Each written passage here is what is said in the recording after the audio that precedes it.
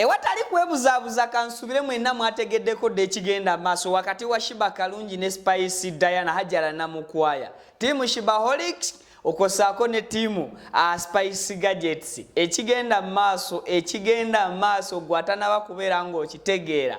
Tuula kalira wanfunanga kirabo. Bampita Viki nsinzidde wano obutereevu ku mukutu. Viki exclusive era nga mbuwombeefu obw'ekitalo mukwano gwange. Video nkusabisa okogimpeleka like osirike gwe bwe bumaze okubeera ng'okwata mu kigalo.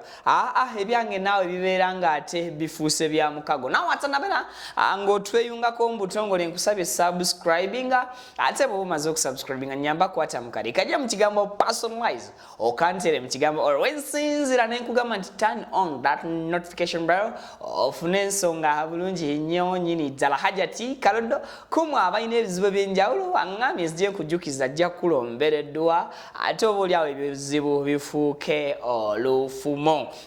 Mwanfunanga kirabo nange bwe ntyo ne mbafunanga kirabo twamala. Kakati munnange ensonga zino nazirabye nengamba ensonga zino lwaki nzija bintu by'abayimbi n'abayimbi seetaaga kuba wa mumwa munene nnyo Eva mbere wa lugambo gye muli naye nno munnange ngenza okulaba nga ensonga zikuze weetaaga gwe omulabi wange omulungi ozimanyeeko.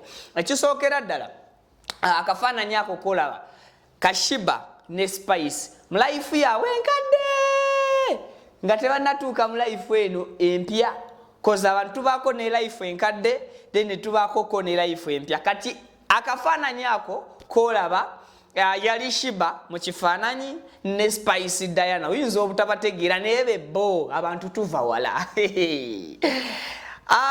Mu ngeri endala ekifaananyi kino ekirala kya juzi wano omwaka nga guggwako iziti kyawo ku Africana kuserena noti Africana chafu kuserena era Spice ne Sheebah awo wewali okureconcilinga bana ababiri okubeera nga baddamu okukwatagana okumalira ddala akabanga kawanvu wabaddengawo oluvuuvuumo wakati wa tiimu Spice Daina ne tiimu Sheebah, that is Sheebaholic ne Spice Gadget. Yes, kati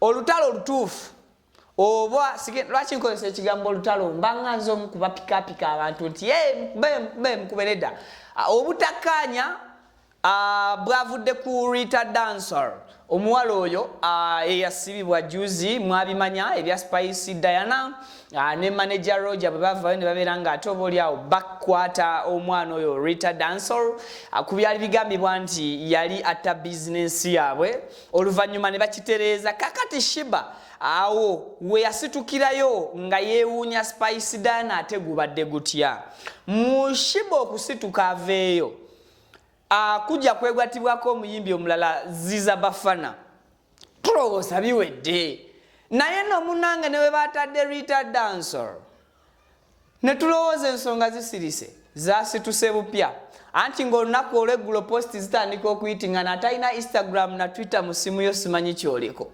ng'ekibadde eri abaana nga batandika kweweereza bizuka we bwazibidde olunaku olw'eggulo nga Spice Daina yamaze dda okwanifollowinga ku Instagram account ye omuyimbi omukyala amanyiddwa nga Sheebah Kalungi aka Queen Kama ku Instagram nga kafollow kagenze dda.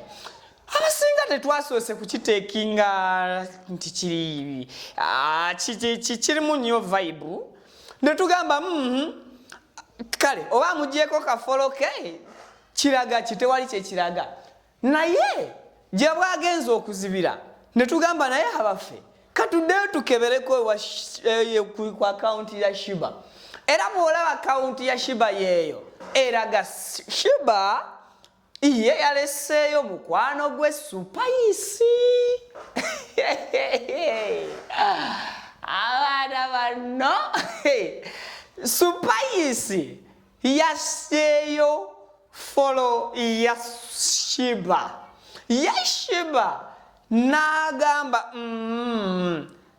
leka nze onakyali mukwano gwange kandekeyo follow eyakyali wange bwoya nfanfe Spice oba Spice Daina mukategedde bulungi kati account eno gyolaba ya Spice ya unfollowing ze Sheebah account ye gyolaba ya Sheebah ku Instagram acha following a Spice posti olunaku olwaleero Sheebah apostinze ng'atya ng'agamba you find the true peace when you mind your own business and focus on your own growth.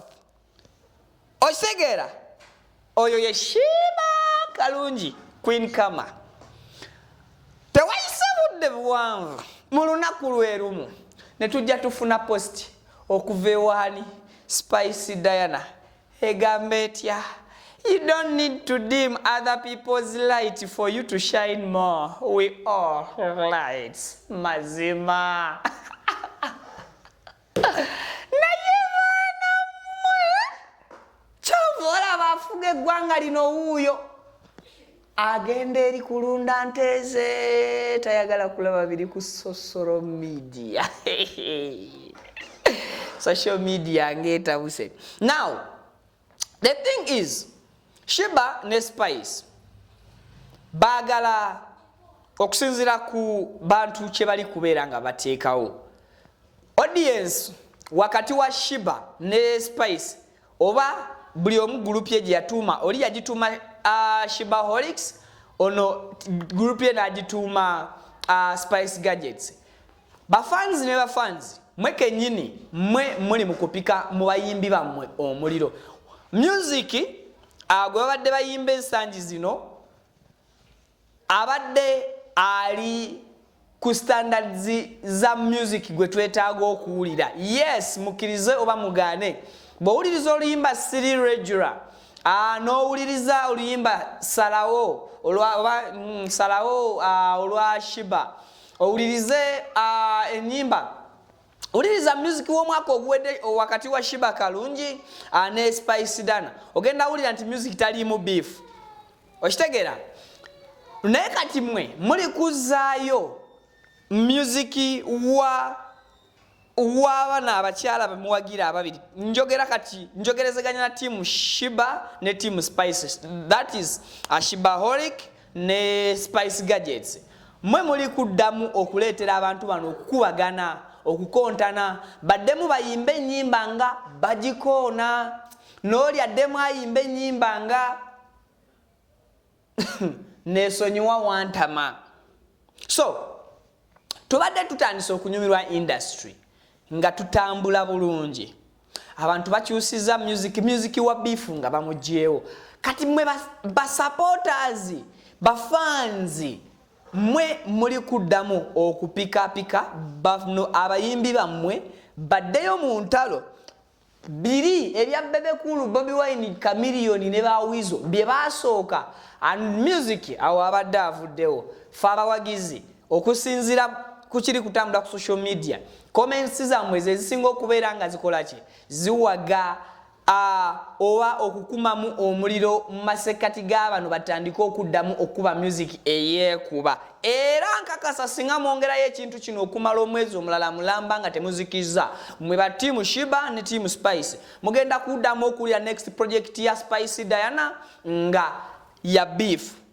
mbasuubiza mugenda kuddamu okulya next project ya Sheebah kalungi nga ya beef ekonagana na munne indirect oba direct so fe bafans oba abawagizi fe tulina okuteekawo cause abayimbi badde batandise okukyusa nga kati balese nnyo enkolagana mu masekati awo mulaba ne mu bivulu babadde beesupportinga okureconcilinga kirungi era kyali ku Africana I mean ku Serena mwakiraba era bafans ne bayagala bateekewo embeera nti Sheebah atadde ku big zone e Nansana ku lunaku lwa munne that was 13 January yes so Sheebah nakulaga nti waali ku lwa Spice ku lunaku olwo naye ng'abawagizi ekyo si kye baali baagala Spice Diana Sheebah Kalungi agende ku big zone ku lunaku olwo lwa 13 January nga munne ali Lugogo bagambe nti reconcilinga kwe bakola ku Serena Hotel kwali fake. Sheebah yali takitegeeza eri Spice. So abawagizi kye baagala okulaba n'okuwulira kwe kulaba nga wakati w'abana ababiri tebateekawo mbeera ya bwegassi, bateekewo embeera eya biifu, oba oliawo nti music owa biifu yali kubasanyula. Naye nga bwe tuddamuko obuntu music ono Spice gwabadde akuba, Sheebah gwabadde akuba ataliiko mpalana, ye music omutuufu eggwanga gwe lyetaaga. Tukiriza oba tugaane, maliriza ngamba abawagizi tiimu Sheebah Holik ne tiimu Spice Gadgets mwe muli kugula entalo ku bayimbi bammwe. Bampita Viki exclusive gwe mukutu kwensinzira. Updates nyingi zikyajja, kansubira aba team byononese mufunye kyembadde mwagala, songa namwe abagala ebyamagezi munfunye. Hajjati Kalodo yangamye zije kujukize gwayine ebizibu byenjawulo namba weeryawo SMBI 067 mu contactingeko ate oba olyawo edduwayo ejja kukyusa bingi ku bulamu bwo. I sign out tusinkane mu updates eziddako.